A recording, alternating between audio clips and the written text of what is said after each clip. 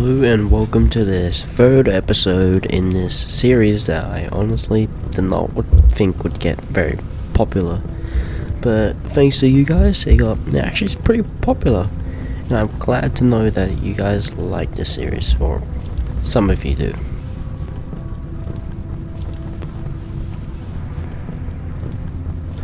Okay, to start out this video, we had a group of chickens enter the area and they joined our colony, so we needed to make a space for them, which we could put them in a space. We actually began constructing a wall around the entrance point so we could have more defense and a way for us to get in. Our prisoner decided to fight back against us, so we had to go teach him who is boss, aka we actually got a surprise message. We heard that Captain Rosa was pregnant, which was surprising because I honestly didn't think that would happen. So we had a huge bandit raid attacking a bunch of rebel splinter cells in the area, which didn't involve us, obviously. Considering we were getting bigger and bigger, I planned out a room for us to do things like tailoring and production as we get bigger and bigger.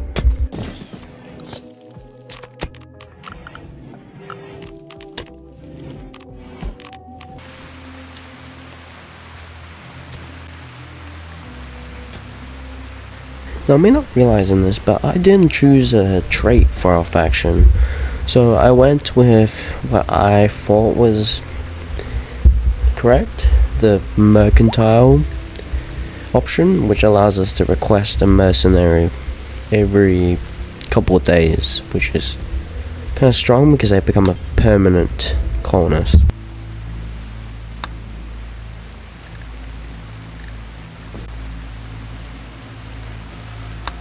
Not long after, Cammy and Rosa were having a wedding in our saloon.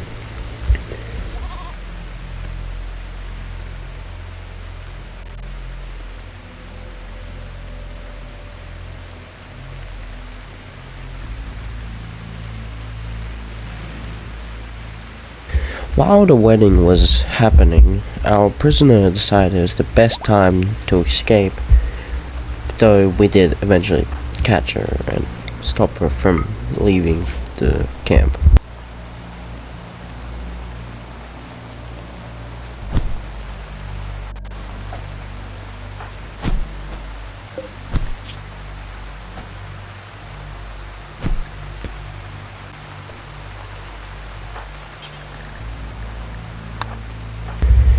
Now, feeling industrious as I usually feel in these Empire series, I decided to expand the wall.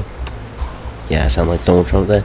We decided to expand the wall to be more safe and also prevent raids from attacking us from that side of our base.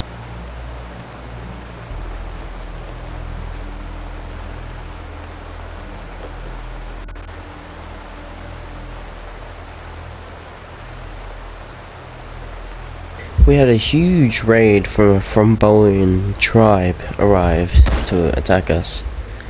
We stood fast in our strawberry fields, firing back at them, while Cube tried to escape because he was out in the field when they arrived.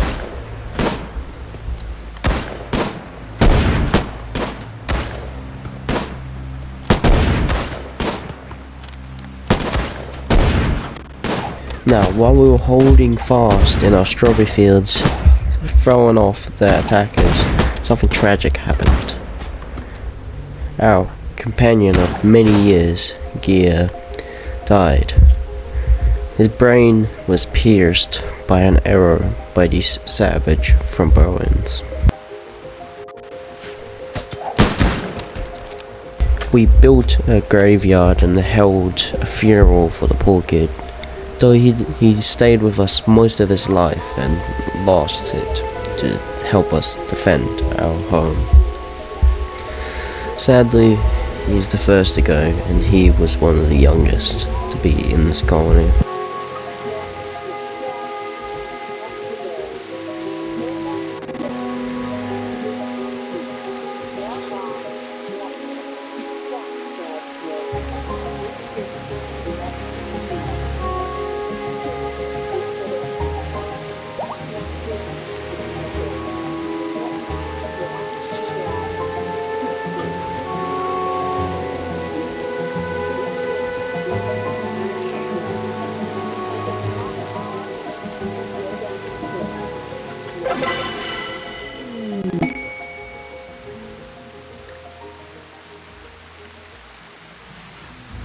Seeing as a lot of us have tattered equipment, I decided to fix up all of our stuff using Bear and his psychic abilities, meaning I don't have to make some new clothing. Cube, shortly after Gear's death, had become 13 and he became an ocean lover as his trait, as he's lived most of his life near the ocean.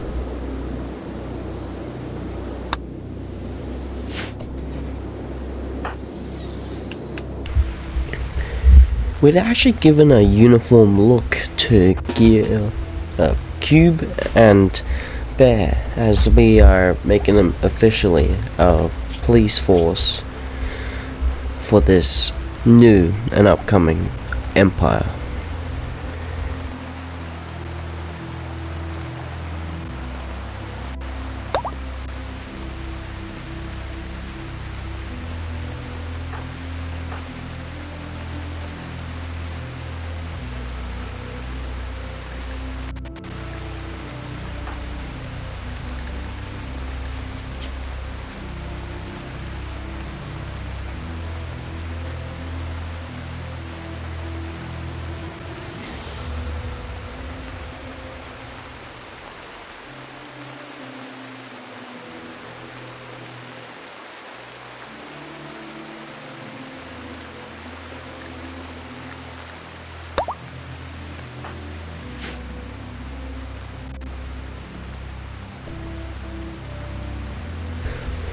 Rosa used our request for 3 colonists to gather a colonist named Ren to join us in our endeavors. And he was decent, but we inevitably assigned him to the police force.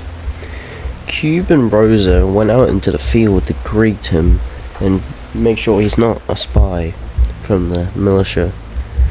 They had a small chat before inevitably going back into base, announcing that he's the new member of this growing empire. We had a faction assault between 2 factions, and one of them had Cammy's ex-wife in it, which I think you'd be glad to lose the ex-wife, as she probably died in this battle. I don't know.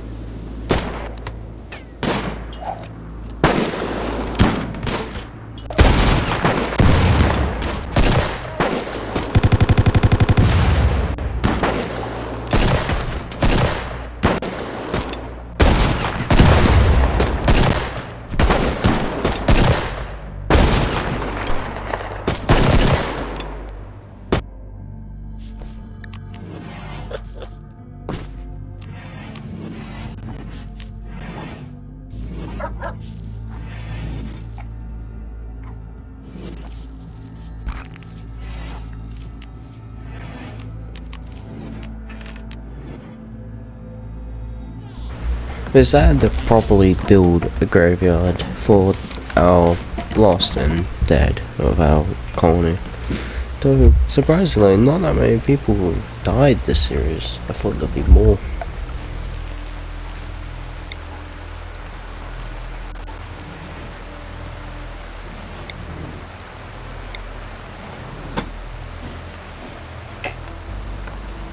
Considering our storage is almost full every single time, I commissioned this entire section of the mountain to be carved out and turned into a storage facility for everything but food.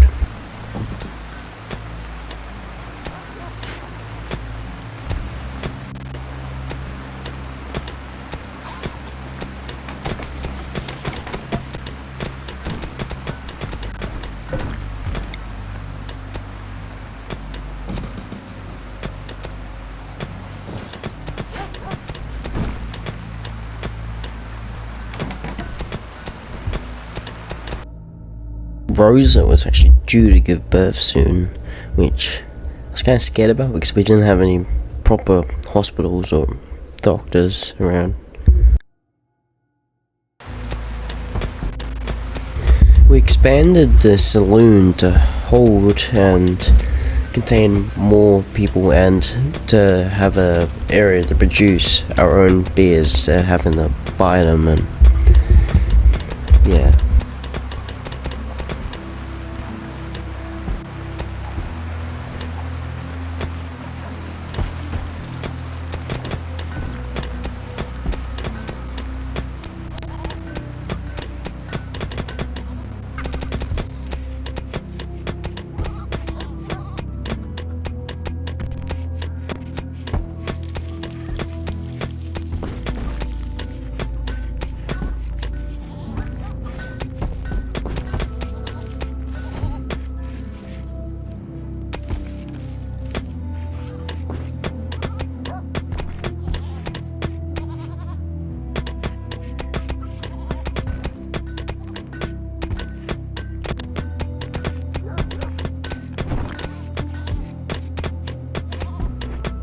Every saloon needs their own bar, so Bear decided to start building his own, as really, no, a saloon's not perfect without a bar.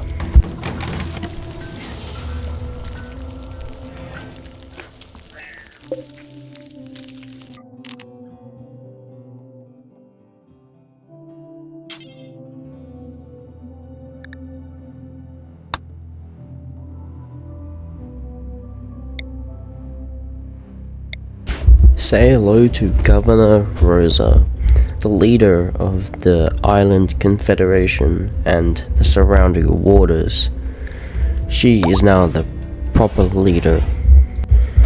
Soon after she was appointed governor, she actually went into labor and gave birth on the bed of her own room.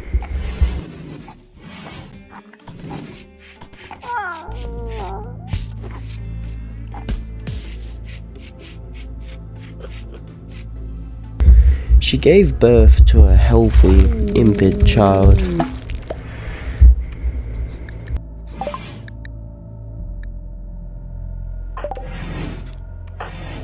Considering every time we would want to go to the other side of our base, we would have to run through our freezer or run around the entire base, so we decided to carve out a bit of the mountain as a pathway to the other side. We had a bunch of Rimworld visitors arrive at the base with one human looking to stay, which we did, and they gave us a very nice gift. What's a police officer without their police station? So we began building a large prison as well as a police station for Bear, Gia and Ren to stay and conduct their interrogations and hold prisoners instead of that shack in the water. We began industrializing the area by putting pathways around the entire surrounding area as well as lights. Becoming a true city, we needed proper pathways and lights. As you see, the gift from Rowan visitors was actually a staff. Actually being attacked 3 ways by a tribe, which we went down, finished one side off with our police officers, which they, without any struggle, killed all of the tribal people in the south. The police began moving north to gather defense against the large tribal army approaching.